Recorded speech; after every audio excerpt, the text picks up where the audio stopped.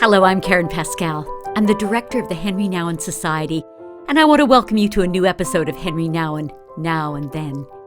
Our goal at the Henri Nouwen Society is to extend the rich spiritual legacy of Henri to audiences around the world. And every week our desire is to bring you either a new interview with someone who's been deeply influenced by the writings of Henri, or perhaps even a clip of Henri Nouwen himself. Because we're new to the world of podcasts, taking time to give us a review or a thumbs up, or even share this episode will mean a great deal to us.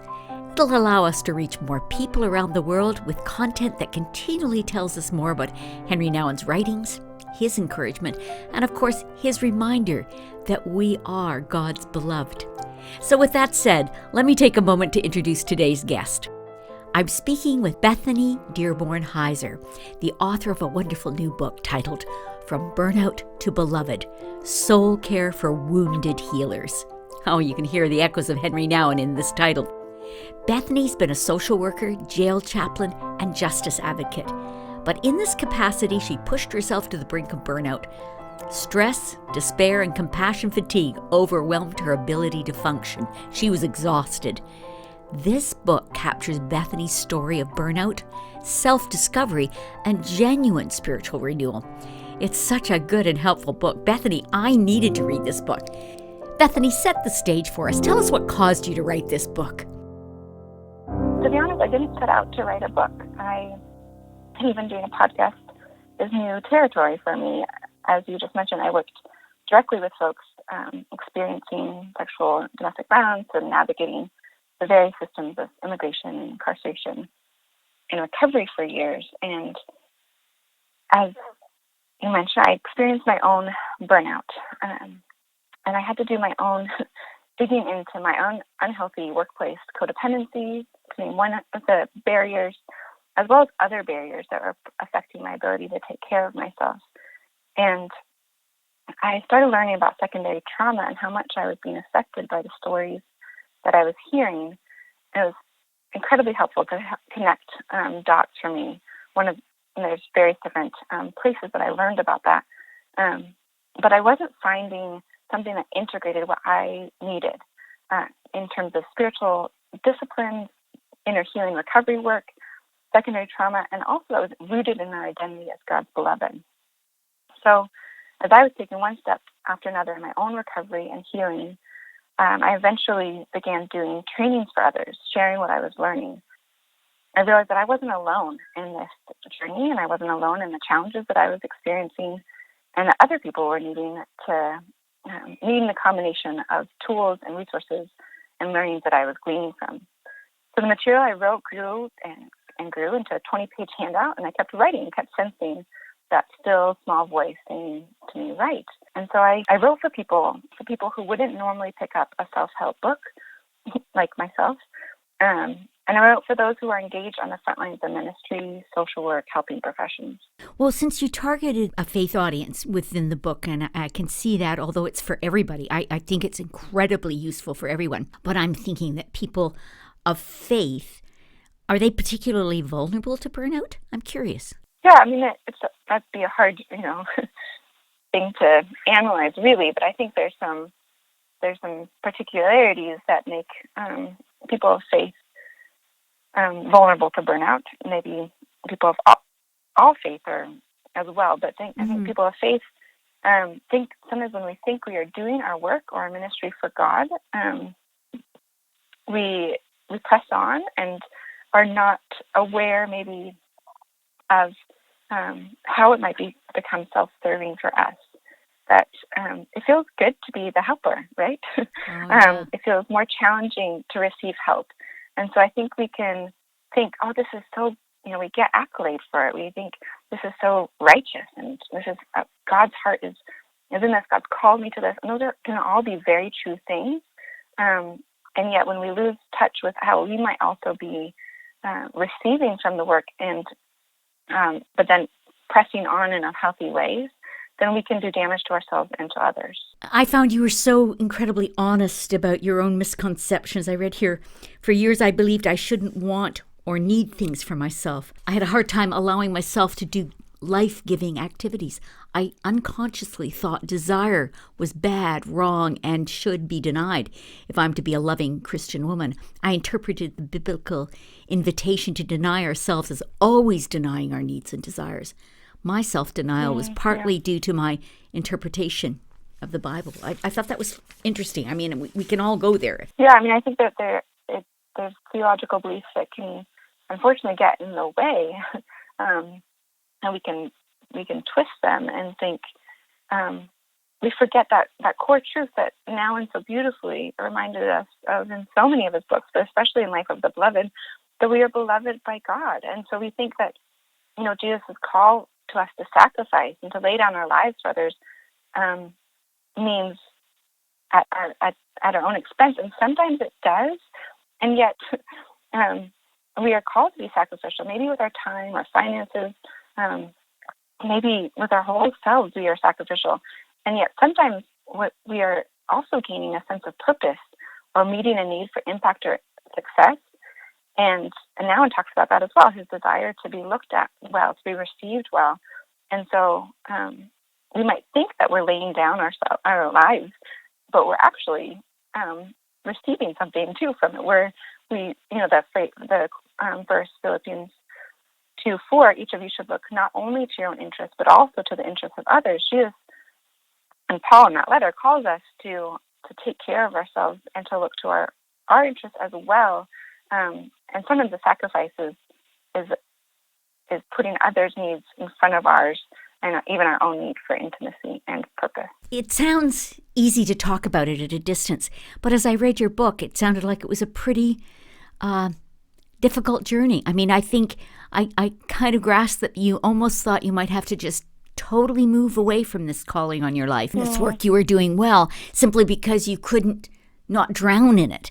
What were the steps out of this? And take us along that journey a little bit. Yeah, I mean, definitely was a painful journey, and there's been multiple steps, and I feel like I'm still in recovery. I think people who are in recovery from substances would say that they're in recovery for their lives, and so I think that's been a helpful framework for me, actually, in my own journey, is to learn about recovery.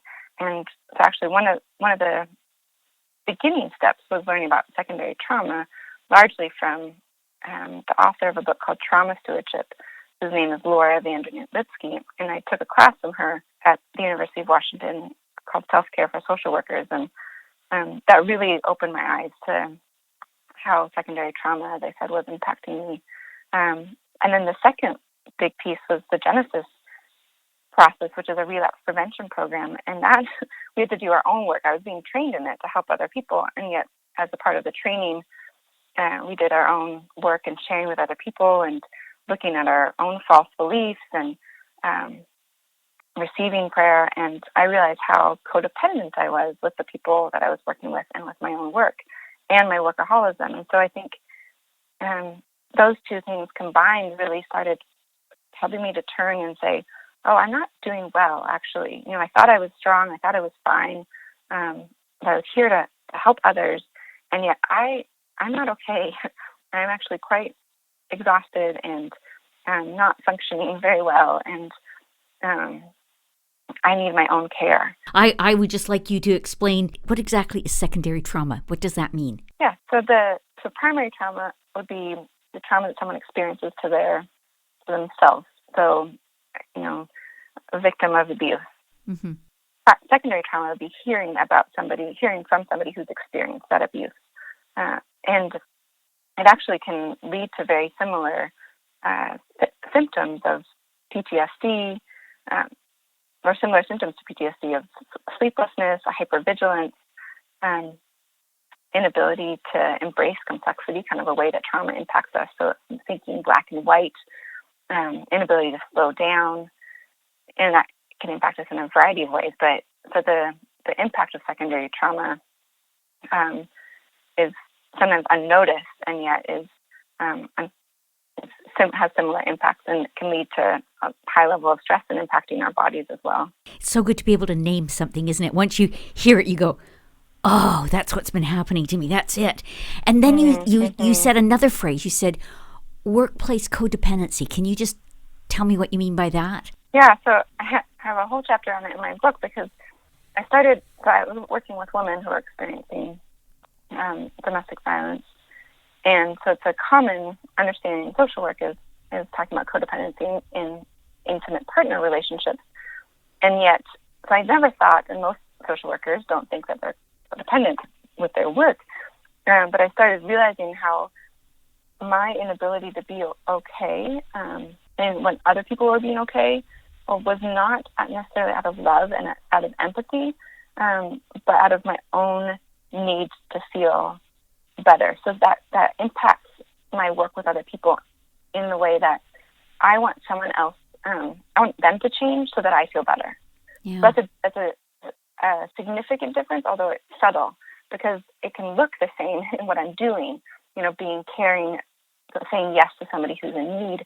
And yet if I'm doing that for myself, so that I feel better, that's codependency. In the workplace, that's great to understand.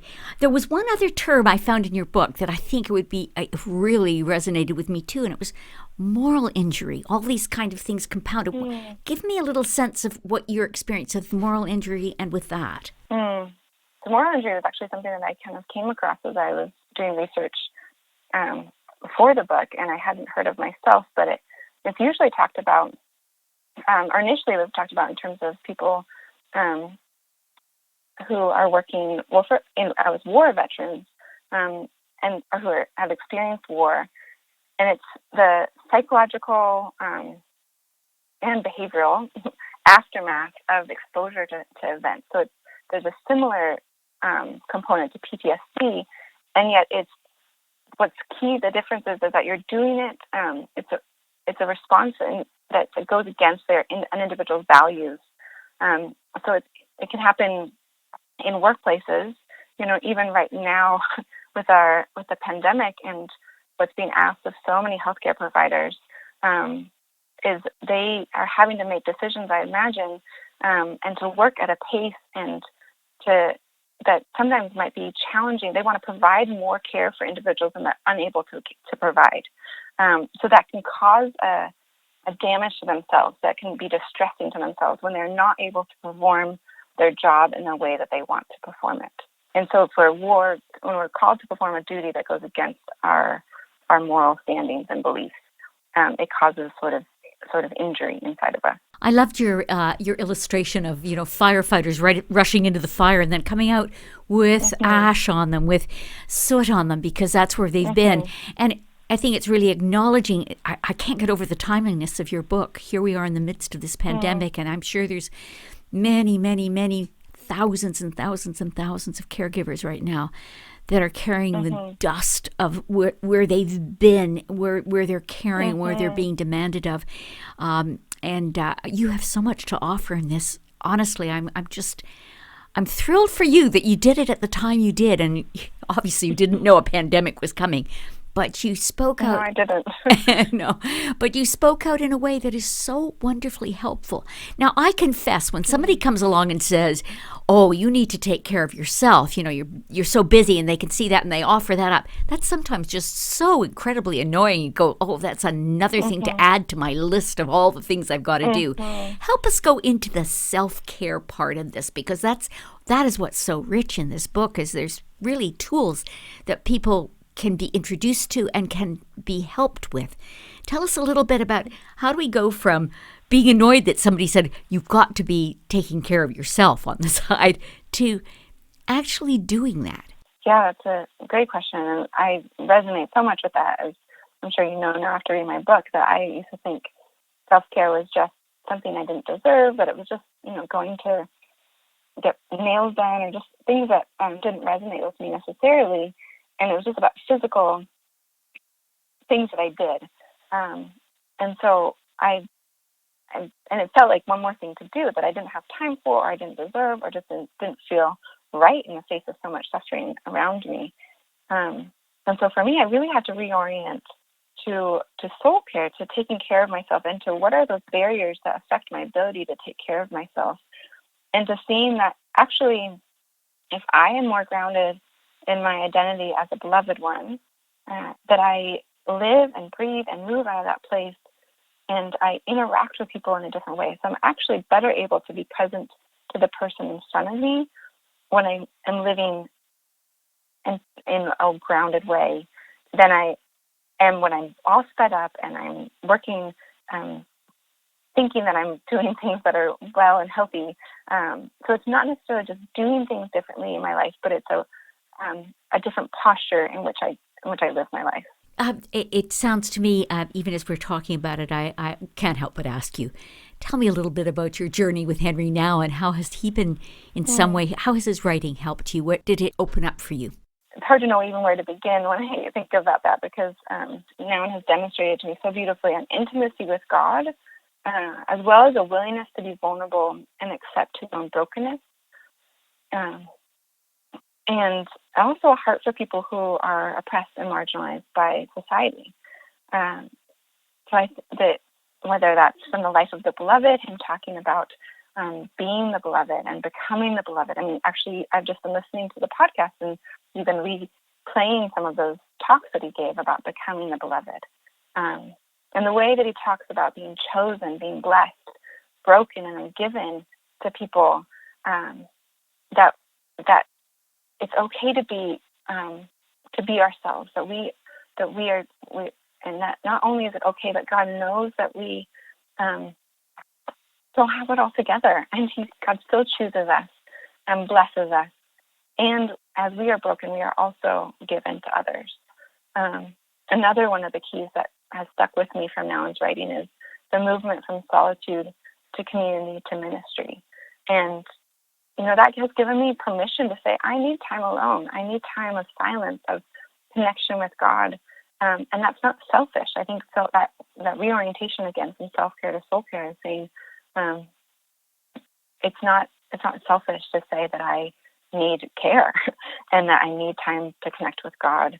But I also need community, that we need support as caregivers, as people who are on the front lines, just as people in general. We need support from each other. And then we are also able to be better present in ministry. And sometimes it's not that direct of a flow. Our community is people that we also are loving and ministering. There's a co-laboring and a mutual transformation that can happen. And yeah, I just love Nouwen's emphasis that we need care in those ways. We need solitude, we need community, and we are then able to also love people around us in more healthy ways. Well, I'm delighted. I'm delighted you have honored him, I think, in the title of your book. But obviously, there's little pieces within the book where there are, I get a feeling for how Henri has impacted your life and helped you. And there's nothing better in the world than being able to know you're God's beloved. And it's such hard work. In a way, it's such hard work. Mm-hmm. I think one of the great weaknesses is our tendency towards self-hatred, when in fact God looks on us and says we're beloved and doesn't ask us to be anything else but be loved. But we keep thinking, well, do I need to dance for you? Do I need to perform? Do I need to do a bunch of stuff? But what I found so interesting for me as I was reading your book was the many very healthy practices and exercises you have woven into this. Every single chapter, wonderful, wonderful resources of books that you've recommended, but also, you've been generous. It's a generous book. It's one which I already thought of several people that I want to give it to, but it's a generous book full of good ideas, full of how to, in a sense, feed that inner life. I sense that you've gone to some rules and some possibilities that probably weren't part of your first tradition as a believer in Christ, but you really seem to me like you're entering in. I mean, I read you some of the things. Tell me some of the things that are helpful for you. What's working for you? You're very right and perceptive that I've kind of grown in my own practices, and again, not just as a things to add, but just as simple practices and ways to ground myself throughout the day. I think centering prayer is one that has been very helpful for me as someone who loves to do and to be successful and to feel like I'm helpful and I'm productive. to say, stop and be still in God's presence. You don't need to do anything right now. God loves you just for who you are. Just be still and allow yourself to be in the presence of your Creator. As well as there's a dual practice connected to centering prayer called welcoming prayer that was also developed by Contemplative Outreach, where we practice in the moment, acknowledging what we're feeling, welcoming God into our emotion, and then letting go of those needs for power, control, security. Well, I think they're security, safety, power and control, and affection and esteem. And so just even recognizing those. So those are normal human healthy needs, and yet we can be invited to surrender them to God in every moment of the day. And so those are a couple practices. I think, I have two little girls. I have a 1-year-old and a 3-year-old, and so moments of stillness are hard to come by. And yet I find that even when I have 5 minutes or 10 minutes of quiet, that I'm better able to interact and be present to them, to whatever comes at me in the day, knowing that I'm held and I'm cared for, as I also seek to care for them and for other people. It was one of the things I enjoyed about your book, where when you come to the end, you talk about thriving. Thriving is a great word. And in that portion of the book, you give the tools for finding the rhythms of rest and renewal. And I mean, that's one of the things that I thought was, you've just hit on it now by these two kinds of prayer, but I just thought there was something in that I really appreciated, and it was that start to try and take a little bit and do it daily. And then you can think out farther. What has been your experience? Because it's so easy to change back. Change is really the question at the root of this. You came to burnout and you knew you needed to change, but how do you not relapse? Yeah, I mean, it's interesting. Even so the daily practice idea actually kind of came from that trauma stewardship book and author. And so it's not from a faith perspective, and yet we often know about, we talk about, morning quiet time or these different rhythms. And yet there's also there's not just a spiritual benefit of connecting, but just an emotional, psychological benefit of having these daily practices. And so when I asked the author, Laura Van Dunen-Witzke, in my class, I asked her, how do you not accumulate trauma? And she said, what's your daily practice? Do it twice a day. And so that was kind of her remedy for me accumulating trauma, was make sure you're grounding yourself, you're creating space to let go of what you're carrying, and to, even though she wasn't talking about it from necessarily a Christ-centered perspective, but just for me, a surrendering invitation. And so, yes, that movement, I had to have a reorientation for me of creating rhythms of rest, that it's not just something to do that I should feel stressed about, even reorienting of Sabbath, that it's a day of delight, that God, we get to choose what delights us and what calls us to delight in God, and experiencing God's delight in us. And that there's so much freedom in that, and there's so much just living into that truth that God is moves outside of us too, that God is not just dependent on us, but God moves outside of us. And so I think a rhythm of a Sabbath rest and a rhythm daily rest has been, I also love the Ignatian practice of examine in the evening, to look back at the day and to see, where was I, what moments was I drawn to God's presence with me, and where was I experiencing a lack where I moved away, and just to reflect in that way on my day. So, and those are simple. It takes 5 minutes sometimes at the end of the day. That's something I talk about in the book, is choosing one thing, like you just said, that you can commit to for a certain time period that works for your life, your stage of life, your what's going on for you, your personality. That's manageable, because sometimes we can, especially in the new year, right? We can choose these lofty goals of New Year's resolutions, and then we get disappointed and we relapse and we think, I can't do that. That's too hard. And so just choosing small steps of change, and maybe even in terms of the relapse question, is telling somebody else about it, having support around it, having connection community again around our desire to change. Well, you're a great blessing to me. I have loved the book. I'm going to be passing it on. I'm going to be encouraging our listeners to buy it. What timing. You must find yourself going, my goodness, God, did you ever go ahead of me in this? The reality that you'd come out with a book on what it's the soul care for wounded healers. And right now we are surrounded by people who are so much is being asked of them. And it's easy to be burned out. Henri Nouwen had so much to say to caregivers. We have a number of other books available on those subjects because he really understood what it was he could offer, and he wanted to offer that. Your book is rich, and it's a treat, and I'm so, so glad, so honored to have the chance to chat with you. And for people listening, you can go to our website, and there'll be the links to the book and links to Bethany's site, and I would encourage you.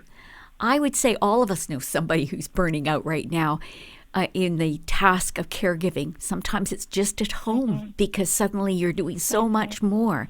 And one thing about the book, it's an easy book. It's a very easy book to read. It's one where, it makes such good sense, but then you get to some very practical things and you give those as exercises and you can take it in little chunks, and it's not a big heavy duty book of I must do this and I must do that. I just found it life-giving, and I'm so grateful that you took time to write this. Thank you. Thank you, Bethany. Thank you. That means a lot. I really wanted it to be something that was life-giving, that kind of shepherded people on their own journey of exploration and healing, that didn't re-traumatize people with stories, but just kind of a fellow journey in the work that we need to do. It's interesting because, hey, this is the thing that caught me. I'm a workaholic. I think there's even a fabulous quote you say about yourself. You wrote, "When I view needing help as a sign of weakness, I perpetuate my Messiah complex and disempower others." And I just thought there's such honesty in the book. That's why, in a sense, people can dive in and go, if this girl got helped, I can get helped. And I think you're very honest about the journey. So thank you so much for talking with us today. Good to have you on. Oh, thank you so much for having me. Hi, folks. I just want to thank you for taking time to listen. I hope you came away from this interview with Bethany as moved as I was. This is such a timely book. Here in the midst of a pandemic that's impacting us all, burnout is a reality for so many on the front lines of care. I want to encourage you to get Bethany's book. It's full of good advice and helpful practices that you can bring into your life. If you did enjoy this podcast, again, we'd be so grateful if you'd take time to give it a stellar review or a thumbs up, or even share it with your friends and family. As well, you'll find links in the show notes for our website and any content, resources, or books discussed in the interview, and even a link to books to get you started, just in case you're new to the writings of Henri Nouwen. Thank you again for listening. Until next time. Thanks so much for watching.